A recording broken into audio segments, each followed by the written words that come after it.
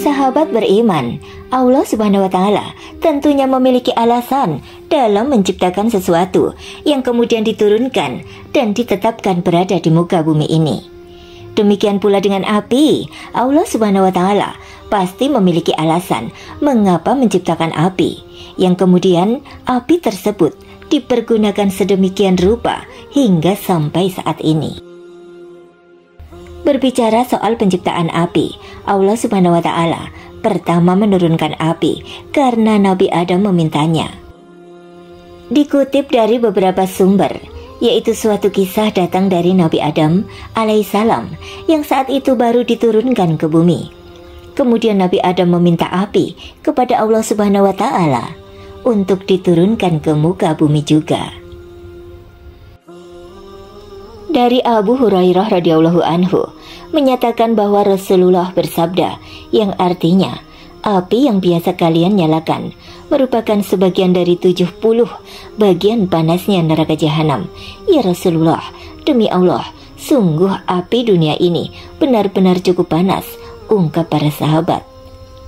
Nabi Muhammad melanjutkan, tetapi sungguh api neraka jahanam 69 kali lebih panas dibandingkan api dunia, yang masing-masing bagian sama panasnya dengan api di dunia.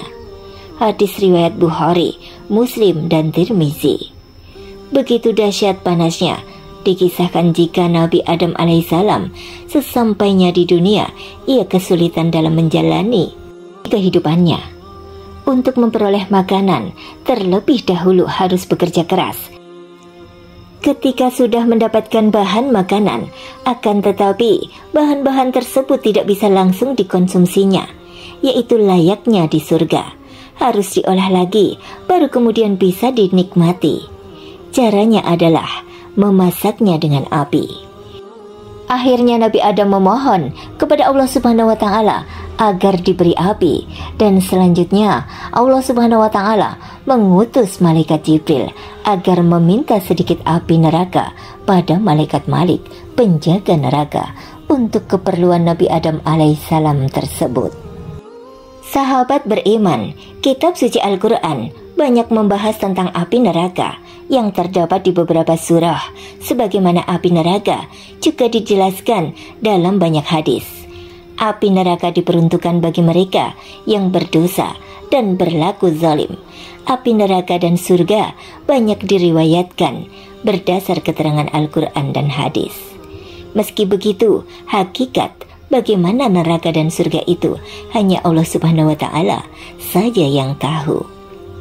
Kewajiban manusia hanya beribadah dan menghindari perbuatan dosa agar selamat dari panasnya siksa api neraka nanti. Sahabat beriman, saat sampai di neraka, malaikat Malik bertanya kepada malaikat Jibril mengenai seberapa banyak api neraka yang diminta. Wahai Jibril, berapa banyak engkau menginginkan api? Tanya malaikat Malik.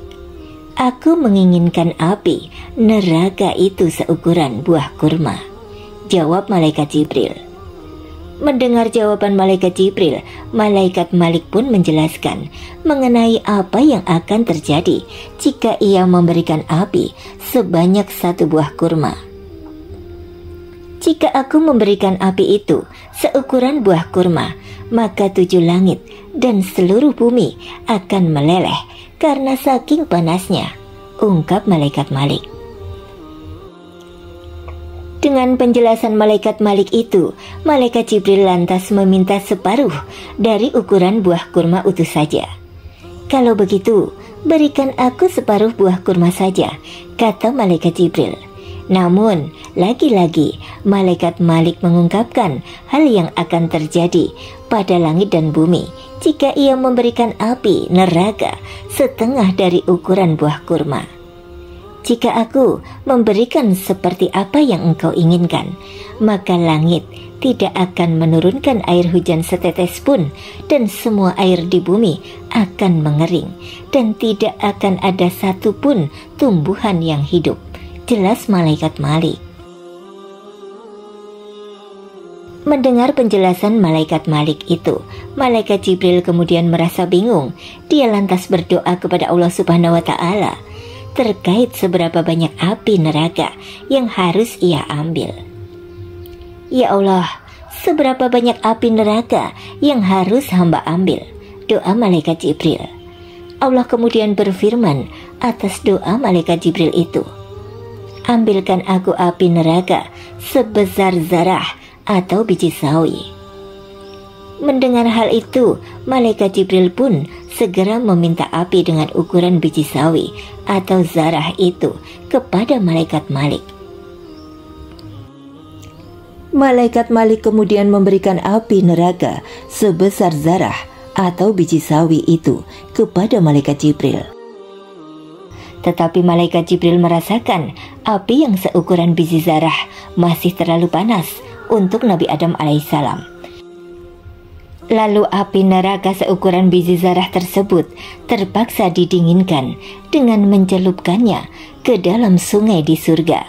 Sebanyak 70 buah sungai, setiap satu sungai 70 kali celupan.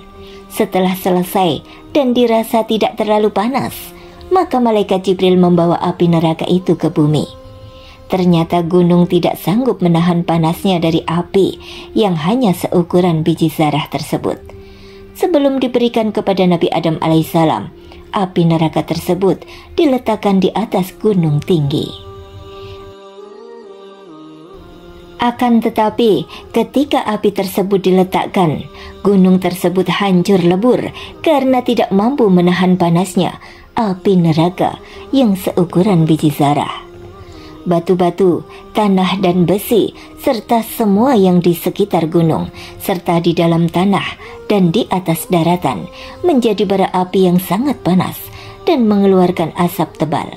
Ternyata api neraka itu tembus sampai perut bumi, serta menyebabkan keluarnya bara api sangat besar di dalam perut bumi.